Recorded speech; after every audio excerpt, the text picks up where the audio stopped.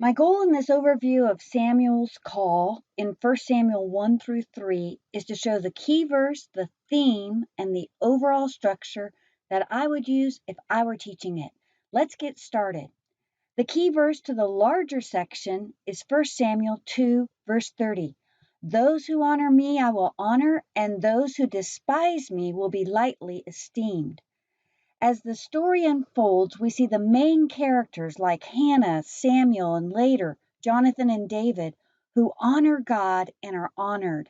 And we also see those in the book who despise God like Eli and Hophni and Phinehas, and later Saul and even Goliath, who have tragic ends.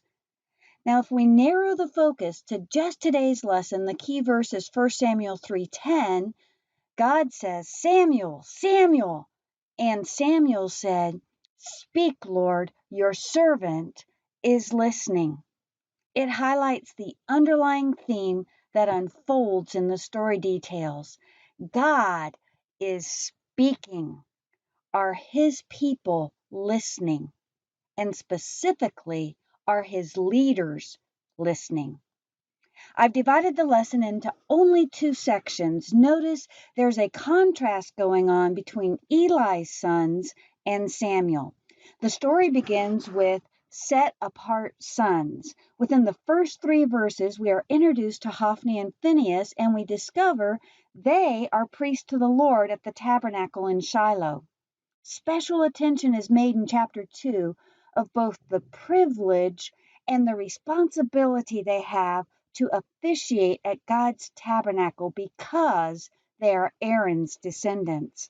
They have been set apart for their job. Then the story shifts to describe how Samuel is set apart to God by his mother Hannah, who is barren and makes a vow to God that if he will give her a son, she will give his whole life back to the Lord.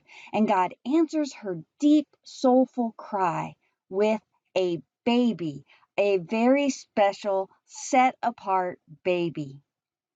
The second section is God communicates. We learn from the passage that a word from the Lord was rare in those days. Yet, 4 times in the passage, God sent correction and warnings to Hophni and Phinehas, and 4 times God called to Samuel. First, the correction to Hophni and Phinehas comes through a worshiper who says, Hey, what you're doing isn't right. And then their father Eli says, Now, boys, what I hear going on isn't good, even though Eli does not stop them and he actually is participating with them. The story then switches to Samuel just with a few verses, and we find out he is being blessed. Then a man of God is sent with the plain consequences of what is coming if Eli's sons do not repent. With one little verse, it switches back to Samuel, saying that he is growing.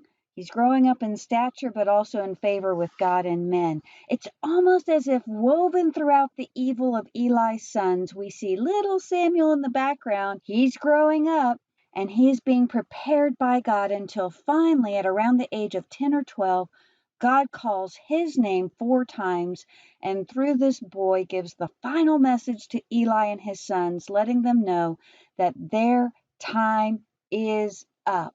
Why? Because they didn't listen and take heed to God's message.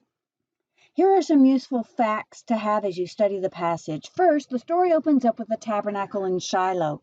Shiloh was a small town in the territory of Ephraim, and it was set up there by Joshua about 300 to 400 years earlier.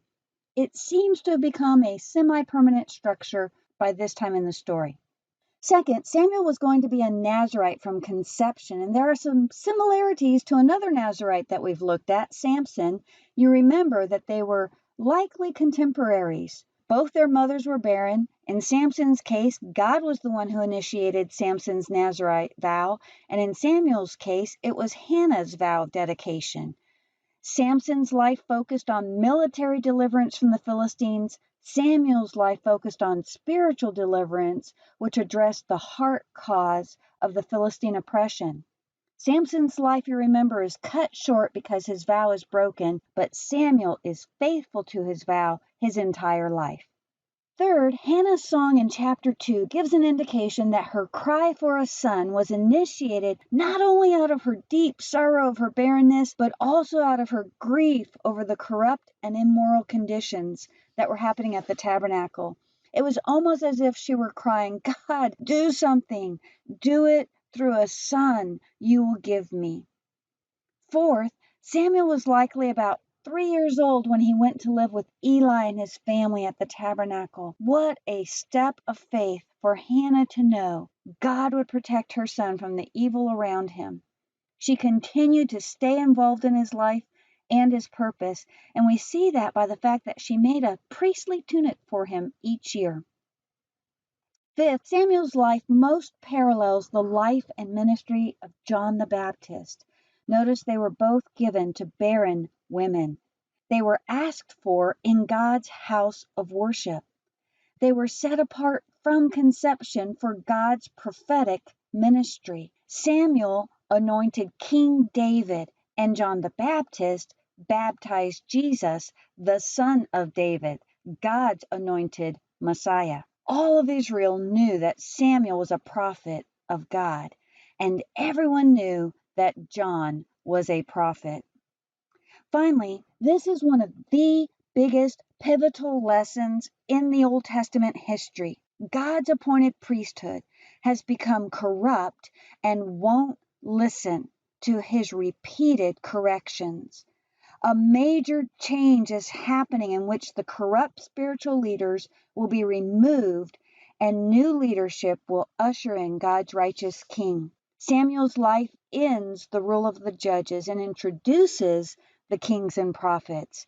These events will play out again with the destruction of the temple in 586 BC and again in 70 AD. Now, your 5, 10, and 15-year-olds may not understand all these connections, but as a teacher, you need to realize the significance this lesson plays in all of Scripture, even though you will be teaching it in its basic form.